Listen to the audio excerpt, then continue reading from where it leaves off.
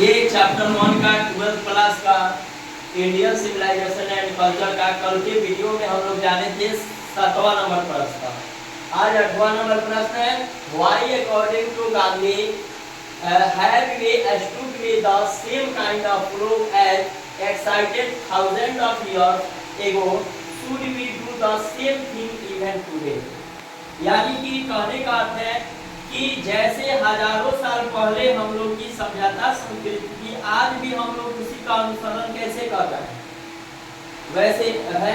तो कह रहे हैं यहाँ पे कि no we are not doing the same thing again and again, even today here we are stuck with the same kind of proof as excited thousands of years ago means by Gandhiji is that our civilization is immovable and still sound at the foundation।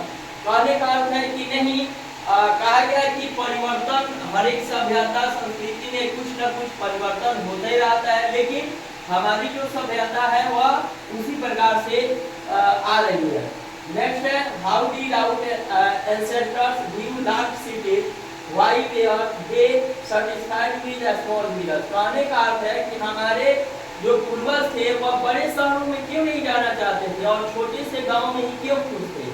तो our ancestor view for large city was that in large city there is a gang of thieves robber prostitution and vice flourishing in them, and that poor men would be robbed by rich men, but in village there is nothing like that, that why our ancestors were satisfied with a small village। कहने का अर्थ है कि हमारे पूर्वज जो है बड़े शहरों में नहीं जाना चाहते थे क्योंकि उनका मानना था कि बड़े शहरों में चोरों का झुंड रहता है, डाकुओं का झुंड रहता है और वहाँ पे जो गरीब आदमी रहते हैं गरीब आदमी को धनी लोगों द्वारा लूटा जाता है, इसलिए वे एक छोटे से गांव में ही खुश थे। Again how did our ancestor enjoy true home rule everyone's work in society was divided they all lived independently and provide their occupation because of the kind distributions of work and responsibilities bring peace and harmony in the society। अगला प्रश्न है what according to the author is modern civilization। According to the author modern civilization is an indefinite multiplicity of human wants and worship of materialism and brute in us। अगला प्रश्न है what did the author convey to the countryman about dealing with modern civilization।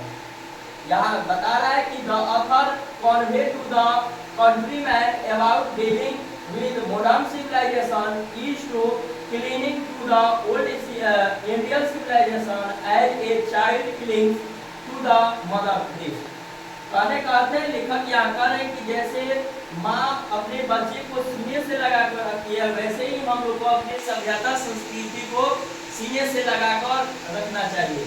What is the distinguishing characteristic of modern civilization? The distinguishing characteristic of modern civilization is that it is based on materialism and indefinite multiplicity of human wants।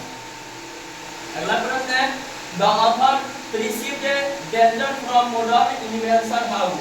The author perceived danger from modern invention because its sum of invention are too maddening to resist only for time being, but its impact is by tearing away the permanent good for a momentary pleasure। बस इतना ही बढ़िया से एक बार देखा लीजिए प्रश्न को ताकि पूरा आ जाए।